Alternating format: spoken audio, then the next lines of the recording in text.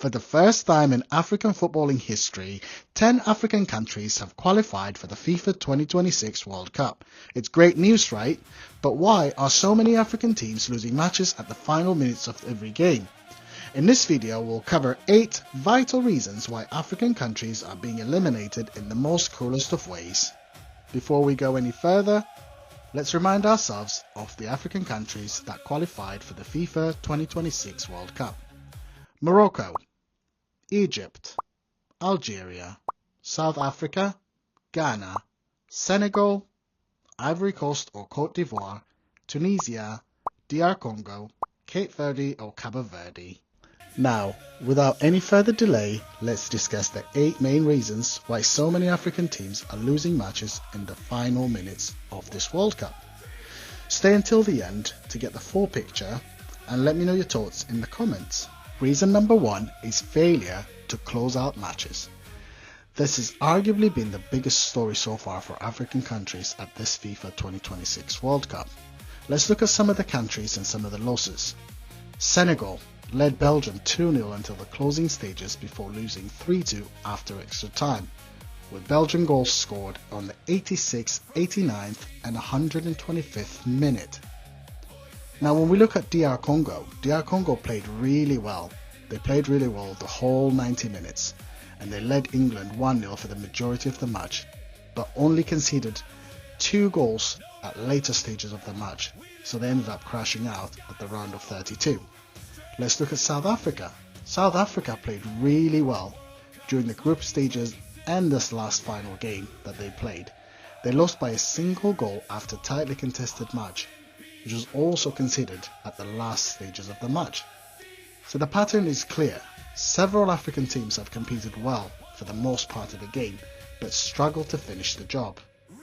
Reason number 2 is tactical substitutions and how those substitutions affected the matches. Opposing coaches made substitutions that altered the momentum of the match. Let's look at 2 examples.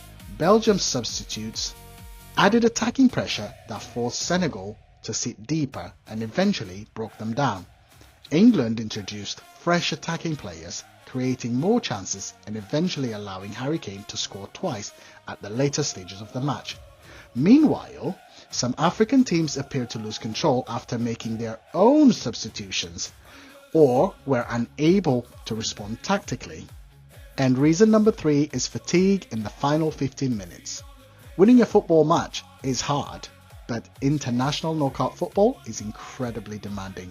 Several African teams defended brilliantly for long periods before physical fatigue reduced their ability to press intensely, recovery runs, concentration, and their defensive communication. Let goals often come from very small lapses of concentration rather than complete defensive collapse. If you have made it this far in the video, that means you're enjoying this content. Please don't forget to like and subscribe. Reason number 4 is losing control of possession. Instead of slowing games down after taking the lead, some African countries continued playing open football. Against an elite opposition, this becomes really dangerous. The world's best teams punish transition very quickly. When protecting a lead, keeping possession is often more valuable than attacking again. Number 5 is defensive concentration. Many decisive moments came from simple defensive errors in this World Cup. Let's look at some of the examples. Failure to track runners, poor marking, goalkeeping mistakes, losing second balls, unnecessary fouls. At World Cup level, a single mistake can decide an entire tournament. Reason number 6 is game management, probably one of the most important aspects of the game.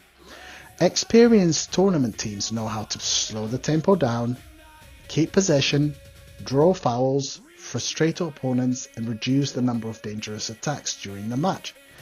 What I've noticed in this World Cup, several African teams played excellent football, you can't fault them, but perhaps lacked that closing mentality needed in knockout football. Reason number 7 is squad depth. Most European giants introduced world-class substitutions. Let's look at England, Belgium, and others. They were able to bring players who would start for many national teams, to be honest. Fresh quality makes a huge difference, especially after the 70th minutes when legs are tired. Some African squads simply didn't have the level of depth available from the bench this time, and this was very apparent and for everyone to see. And last but not least is reason number 8. Small margins, not huge gaps. Let's say something positive about African football today. It's come a long way and it's improved miles from what it was a few years ago. Looking back at the last World Cup, African teams struggled to win a single match. Most of them exited at group stages. Now we have more countries progress to the round of 32s. Now they just need to iron out the final details to progress further in future tournaments. These weren't one-sided defeats. Let's look at some of the games. DR Congo pushed England all the way, Senegal almost eliminated Belgium, and Morocco defeated the Netherlands. African teams have shown they can compete with anyone, anywhere at any level. The issue isn't talent. The issue is turning strong performances into victories over the full 90 or 120 minutes or however long the games might go on. So I'll leave you with this one conclusion. The story of Africa's World Cup exits isn't that the continent lacks quality. In fact, this tournament has shown the opposite. African teams have matched some of football's biggest nations in intensity, athleticism and technical ability. The difference has often come in the final moments, through game management, tactical adjustments, squad depth and maintaining concentration under pressure, like we discussed earlier. Those are details that can be improved in the future. With experience and continued investment in African football, I believe African nations can progress further, even win the World Cup next time around. If African teams can consistently master those final 10 to 15 minutes of the match, the continent won't just produce memorable performances, it will produce genuine World Cup contenders. So, my question is, will it be Africa's time in the next World Cup? Please let me know in the comments.